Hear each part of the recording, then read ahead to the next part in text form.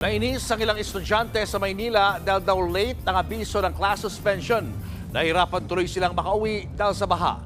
Live mula sa Espanya, Maynila, nasa frontline ng balitang yan si Camille Samonte. Camille, kumusta ang baha dyan sa Maynila? Julius, lubog sa baha ang maraming lugar sa Maynila dahil nga sa walang tigil na buhos ng ulan dahil sa habagat. Marami ring estudyante ang nahirapan umuwi kanina matapos suspendihin ng Manila LGU ang mga klase sa pampubliko at pribadong paaralan sa lungsod.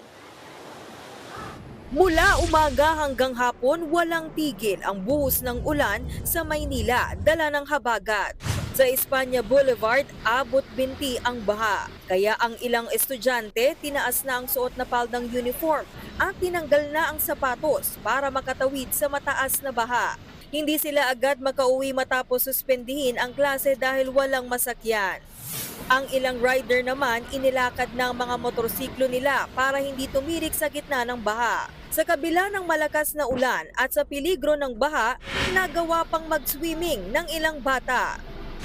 Lagpas naman ng gutter ang baha mula Pedro Hill hanggang UN Avenue sa Taft, Maynila. Pahirapan din sa pagtawid ang mga commuter at estudyante. Dismayado naman ang ilang estudyante dahil alas 9 na ng umaga nang magsuspindi ng klase kung kailan nakapasok na sila. Dapat alam nila na yung situations ng mga estudyante at situation ng Manila pag maulan na ganito is ganun, na madaling magbaha. Alam naman natin lahat yon. So sana at least kagabi or at earlier this morning nakapag-announce na sana sila. Sobrang hassle po kasi hindi lang baha, yung traffic pa, tapos pagod rin po kasi pumasok pa po kami tapos uuwi lang ulit. Ipinag-utos naman ni Manila Mayor Isko Moreno na ayusin ang drainage system at alamin ang sanhi ng palaging pagbaha sa Taft Avenue.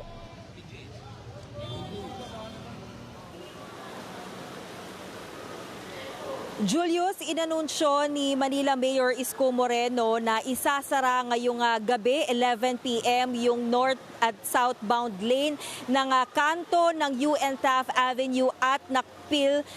Para nga yan bubuksan ng DPWH at ng Manila Engineering Office yung malaking manhole para nga matignan kung meron bang nakabara dyan at kung ito ba yung dahilan kung bakit nga laging bumabaha sa lugar. Dito naman sa kinatatayuan ko, nandito tayo sa kahabaan ng Espanya Boulevard at gutter deep pa rin yung baha dito at sa mga oras na ito, tanging mga malalaking sasakyan, mga bus at truck na lamang yung kayang dumaan dito sa kalsada.